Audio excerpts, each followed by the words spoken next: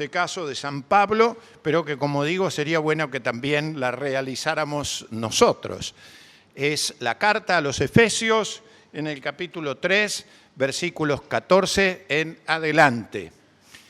Como siempre digo, sería muy bueno tomar nota, poder buscar cómo conducir luego este estudio a profundidades mayores, a aplicaciones más concretas en cada vida, en cada familia, en cada hogar, en cada circunstancia, en todos los ámbitos donde nos movemos.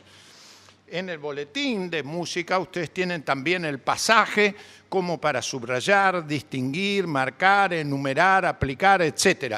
Muy útil tener un boletín con un texto bíblico.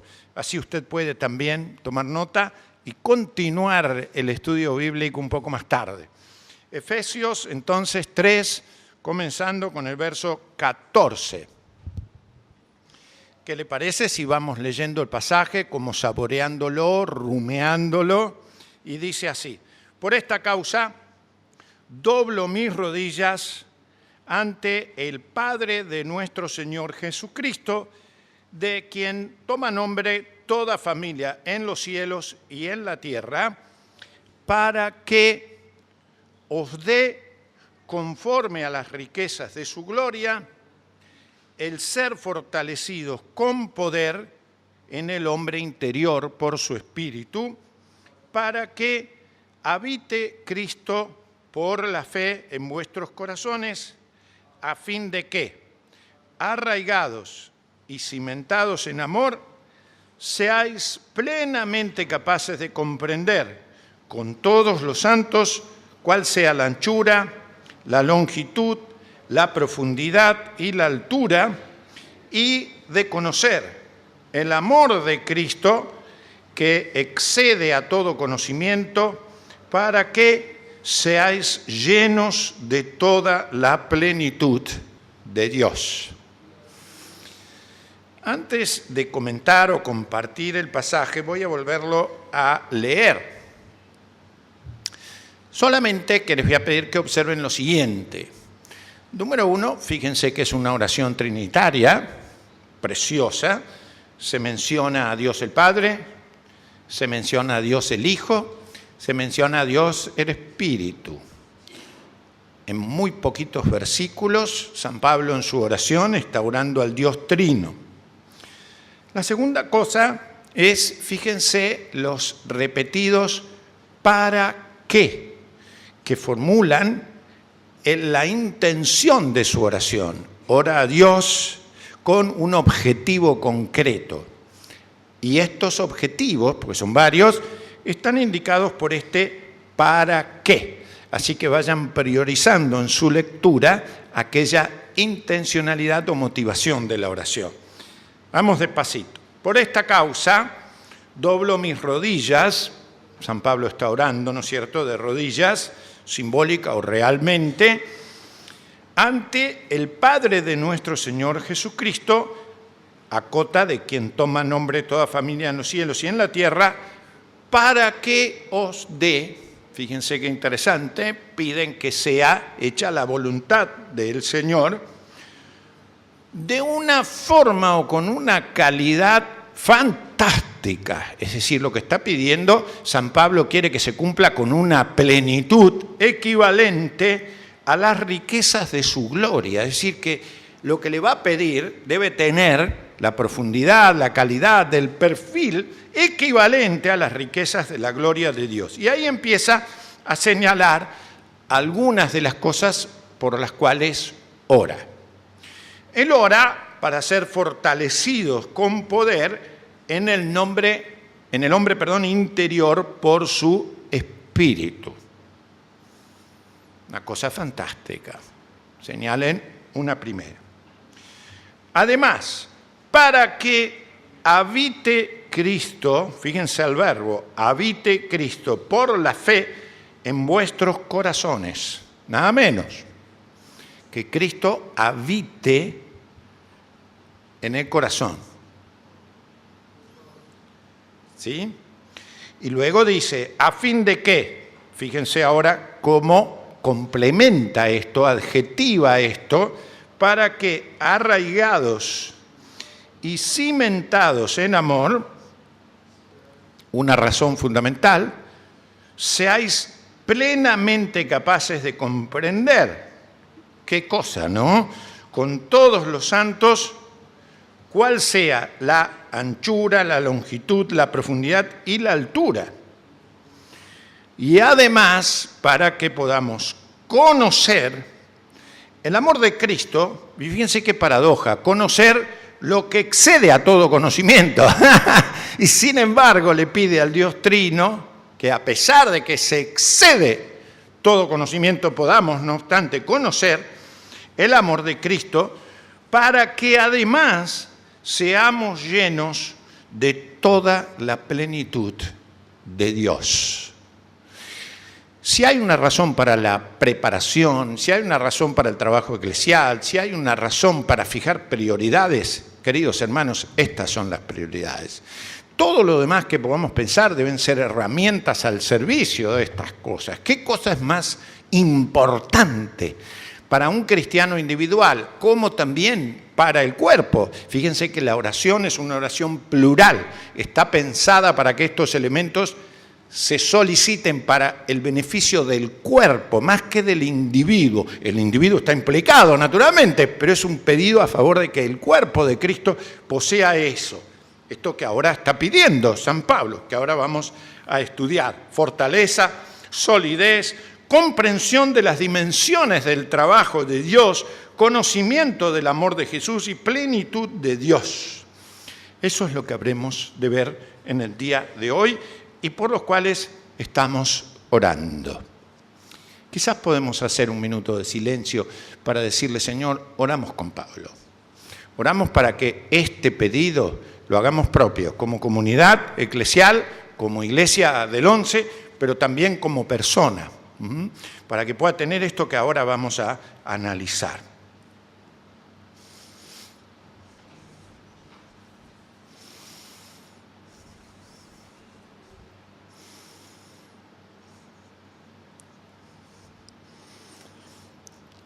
Amén. La primera cosa por la cual pide es muy interesante. Pide para ser fortalecido con poder. Reitero, pide para ser fortalecido con poder. Lo que San Pablo está mirando aquí es la necesidad de ser empoderados, si ustedes quieren. Palabra que no usamos muy frecuentemente, pero creo que se entiende. Es decir, que tengamos poder o que se incremente nuestro vigor. Y pide que ese poder, ese vigor, de alguna manera se introduzca en la personalidad del individuo o de la comunidad, como dije, porque está pensado en plural. La forma preposicional que utiliza aquí San Pablo sugiere que deje afuera, por el poder del Espíritu Santo que se menciona, esta fuerza se introduzca con vigor, con una acción dinámica en el interior de la persona.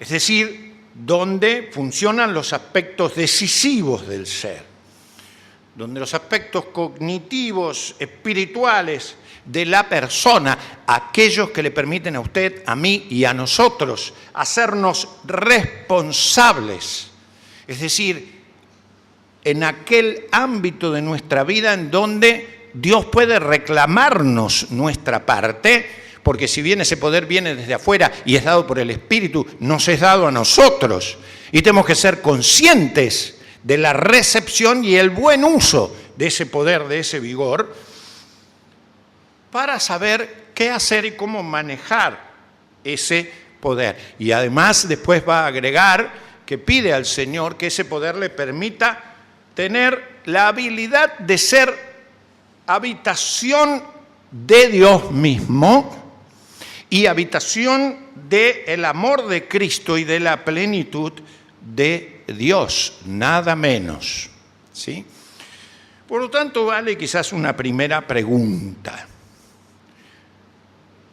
¿qué tan vigorizada está su vida a nivel de su intelecto, de su mundo emocional, para poder tomar las decisiones que son propias de Dios? ¿Resuelve usted con la sabiduría de Dios todo lo que tiene que ser su vida en el diario vivir? ¿Puede usted orientar su faceta emocional, anímica, en función del poder de Dios? Interesante. Pero en segundo lugar, San Pablo pide que habite Cristo en el corazón de la persona. Reitero, pide que habite Cristo en el corazón de la persona. Esta temática de la habitación de Dios en nosotros es una temática espléndida. Quizás una ocupación profunda de nuestra vida educativa y formativa podría ser este tema. En realidad debiera serlo para toda la vida. Es decir, de qué manera vemos cómo habita Dios en nosotros. Pocas cosas son más fundamentales que esas. Ver cómo nuestra vida está guiada, conducida, orientada, presidida, nada menos que por Dios. Pide San Pablo que Cristo more, utiliza un verbo como este, que se establezca, que Cristo radique, que viva en la vida mía, la vida nuestra. Es decir, la idea es que Cristo tome posesión, tome control, penetre, sea Él que me da indicaciones, el que gobierne mi vida. Pide que habite en el corazón, que para la Biblia es el centro de la vida, es el centro del pensamiento, de la voluntad, es el centro de los motivos, de las actitudes, de la personalidad. De manera que en la medida en que esto es cierto, todos los caprichos personales míos, todos los egoísmos míos, las debilidades mías, las carnalidades mías, debieran ir cediendo y por el contrario, debiera percibirse en la manera en que pienso, siento, actúo, razono, interactúo, resuelvo con la mente de Jesús. Como digo siempre, qué lejos que estoy. Tan solo tienen que preguntarle a mi señora, que es la que vive estas decisiones fuera del domingo en que nos vemos acá. Es decir, mi carácter es un carácter cristiano. No si digo eso, sino que sí lo es. La forma en que conductúo, en que pienso, en que me muevo, en que manejo mis valores, la manera en que resuelvo cómo invertir mi dinero, todo, es impactado positivamente, generosamente por Cristo. Fíjense que además dice, es interesante, que esa habitación de Cristo quiere Él que esté enraizada y cimentada. Utiliza dos ilustraciones notables, la raíz y el fundamento. Es decir, que esa habitación de Cristo no sea en un momento de éxtasis, hoy siento que Dios me tomó y entonces resuelvo esto, pero después cambio. Sino que cuando Cristo habita de una manera plantada, de forma permanente, plantada, enraizada, digamos, basada, de manera que ya no vivo yo, diría San Pablo, sino que lo que vivo, no dejo de vivir, pero lo que vivo, lo vivo a partir de la fe. Piense en cómo resolvió su trabajo, cómo resolvió su pareja, cómo resuelve cómo tratar al vecino, todo en la fe práctica, ¿no es cierto? Pide además San Pablo que comprendamos y conozcamos las dimensiones, menciona varias, fíjense cuántas, anchura, altura, profundidad, extensión, etcétera, las dimensiones del amor de Cristo. Interesante que utilice el verbo comprender y el verbo conocer. Nada más lejos de la experiencia de la fe que el desechar la mente, el razonamiento, la sensatez de pensar. Utiliza esos verbos justamente. Así que la fe no es un enemigo, sino que es una alimentación de una manera consciente de aprender con H, de captar, de aferrarse, de hacer propio un conocer relacionalmente, experimentalmente, el amor de Cristo. Es decir, que yo pueda ser consciente de que mi vida está guiada por el amor de Cristo. Y pide finalmente que seamos llenos de la plenitud de Dios. Es decir, que Dios replete, tome vida, si ustedes quieren, en cada facultad, en cada propiedad de la vida personal y comunitaria. Fíjense que a lo largo de la epístola, San Pablo ha hecho una teología formidable aquí en Efesios, hablando de Dios, por ejemplo, ha hablado en términos del poder de Dios en Efesios 1, en términos de la misericordia de Dios en Efesios 2, como también de su gracia, hasta en términos de su sabiduría en el capítulo 3. Pero pide que ese Dios tenga un poder decisivo en el diario vivir. Es Dios el que debe conducir mi vida. Pasaje formidable, repleto de sensatez espiritual, repleto de lo que debiera ser el interés profundo de la vida. Alguna vez le he dicho al Señor, Señor, quisiera dedicar mi vida a entrenarme y ayudar a entrenar a las comunidades para que sean esto, comunidades formadoras de esta plenitud, que podamos ver en la vida individual y comunitaria esta plenitud de Dios. Si preguntasen mi evaluación, yo diría que estamos distantes de eso.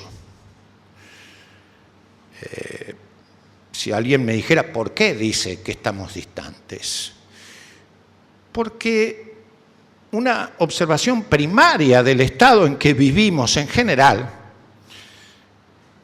es que vivimos lo diario sin un reflejo claro de lo decisivo de Dios en la forma de tomar decisiones, en la forma de pensar, en la salud emocional de la vida diaria.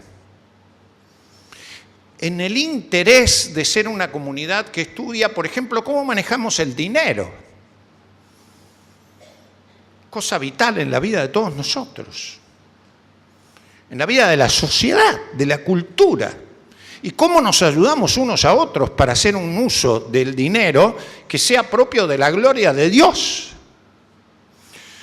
O, por ejemplo, cómo manejamos nuestro tiempo. Todavía seguimos diciendo cuando tenga tiempo para Dios. Es insólito de cristianos eso.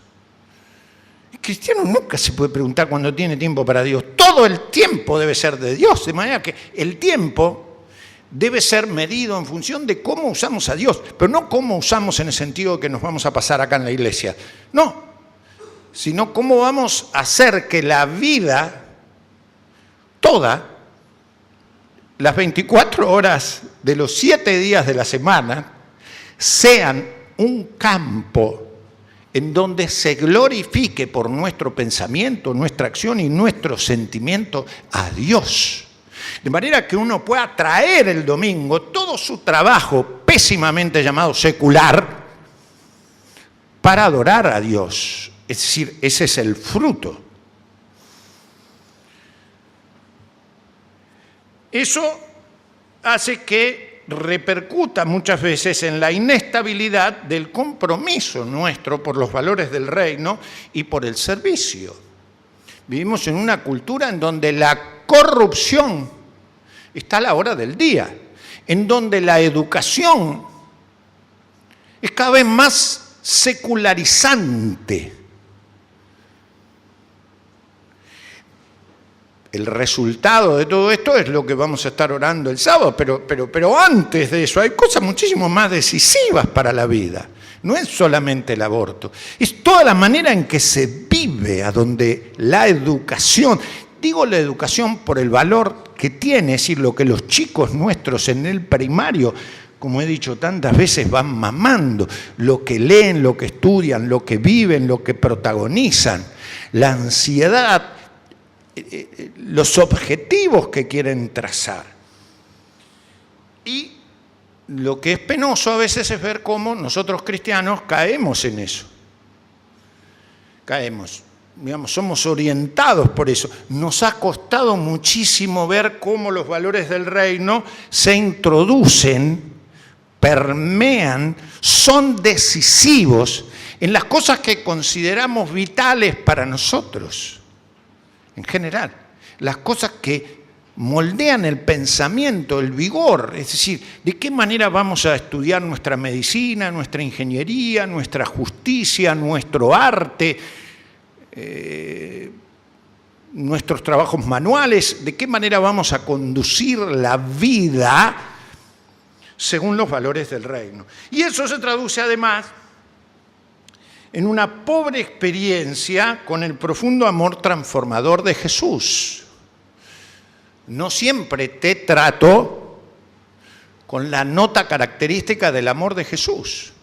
Pero no es que no siempre trato al que es mi enemigo con el amor de Jesús, sino que ni siquiera a veces trato al que amo con el amor de Jesús. Es un amor egoístón, cortón, que busca tomar al otro en lugar de practicar este amor. El orgullo, ciertas paradas de uno frente a los demás, no son notas distintivas profundas del amor del Señor. Y por eso creo que está bueno pedirle al Señor que no me justifique rápidamente. Así es la vida, ¿qué querés? Eso es muy poco espiritual, muy poco, muy precario, no refleja esta oración del pedido. Qué rápido justifico mi flaqueza como si la autojustificación que tengo reflejase una buena espiritualidad de mi parte, cuando todo lo que refleja es un control de la carne en lugar del poder del espíritu. Y a veces, qué poco aliento a los que están luchando para hacerlo así. O qué poco le facilito, en lugar de poner una zancadilla o facilitarle el tobogán para que siga por esa línea, qué escasez de aplicación de la inteligencia, de la voluntad, del estudio, de la fortaleza, para que podamos vivir con nuestra personalidad vigorizada con el poder del Espíritu. Y acá no confundir el poder del Espíritu con milagros y cosas por el estilo. Yo hablo del fruto del Espíritu. No dejo de hablar de la obra del Espíritu a través de los dones, pero la personalidad tiene que ver con el fruto del Espíritu más que con el trabajo propiamente dicho. Amor, gozo, paz, paciencia, benignidad, templanza, mansedumbre, dominio propio, con el carácter de la persona cristiana que manifieste responsablemente lo decisivo de la habitación de Dios y del amor de Jesús en la vida de esa persona, lo cual requiere formación constante, transformación para eso, porque es obvio que hay que trabajar ese interior humano para que viva esos valores. Por eso me pareció tan lindo, tan bueno, hacer propia esta oración. De manera que Cristo penetre y guíe nuestro pensamiento, nuestra voluntad, nuestras decisiones. La carencia de alegría en las iglesias del Señor o en la iglesia del Señor en el mundo, por lo menos mi observación, es falta de profundidad, de la experiencia de el amor de Cristo en el corazón del cuerpo cristiano y falta de penetración de los valores del reino en la cotidianidad. Si cada uno de nosotros experimentase esta profunda alegría de vivir como se debe, según el Evangelio, en el cada día, y procurase ver cómo esos valores van a modificar la manera en que yo diseño el trabajo que escojo para mí, ¿sí? No solo el que me toca, sino el que escojo vocacionalmente para servir a Dios, y ahí hay que pelearla porque la cultura no facilita eso. Cada uno se arregla como puede, lamentablemente, en lugar de cómo honrar a Dios a través del trabajo en todos los días y cómo servir al prójimo, que esa es una tarea fundamental para que la Iglesia del Señor actúe. ¿Cuánto tiempo nos faltaría para que pensemos eso, ¿no es cierto? ¿Cómo ayudar? Y también cómo ser modificados. Si creemos que es cierto que el Señor habita en nosotros, cómo ser modificados por esa habitación del Señor, con su poder, con su sabiduría, con su amor, como dice el texto. Si ustedes quieren, yo creo que un sueño nuestro, que no debiera ser una fantasía, sino una ocupación nuestra, es que la Iglesia se ocupe de ver de qué manera, no a través de la rutina solo de actividades hacia adentro, sino de la dinámica de trabajo de la Iglesia en la cultura y en la sociedad, hace posible visualizar esta oración. Que el Señor fortalezca con poder nuestro carácter, nuestra manera de ser. Que el Señor habite en mi corazón.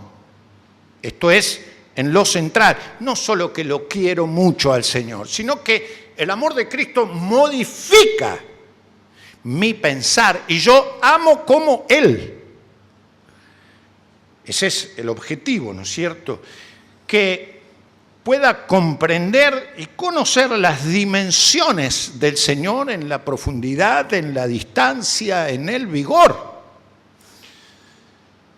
para que sea lleno no de un concepto acerca de Dios, sino para que sea lleno de la plenitud de Dios, con gran alegría, con gran alegría. Esa es mi oración. Señor, modifícanos. Sigue trabajando en nuestro interior para que eso sea no un tema que predicamos, sino una realidad que experimentamos. Que cuando resolvemos sobre las prioridades de cada día, que cuando estamos modificando el carácter como la cosa central de mi vida, no solamente una doctrina, un concepto, sino todo en mi vida, incluyendo mi cuerpo, sea derivado de la gloria tuya.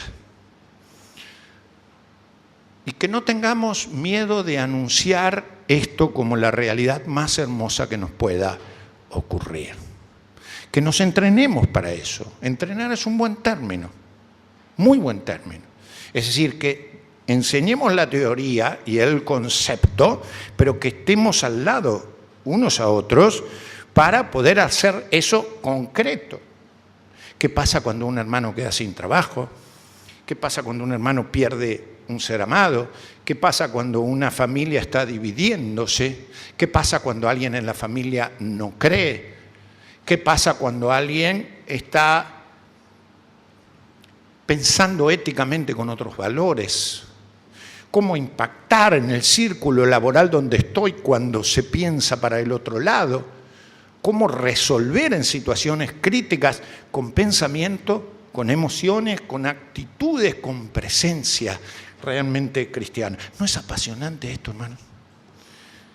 ¿No es apasionante? Yo cada vez tengo más ganas de trabajar en esa línea, cada vez. El resto tiene que ser una herramienta de servicio, pero el foco principal ha de ser que nuestro ser sea fortalecido para que Cristo habite en la plenitud con su amor, con su justicia, con su sabiduría, con su gloria, en lo central de nuestra vida. Que así sea. Amén.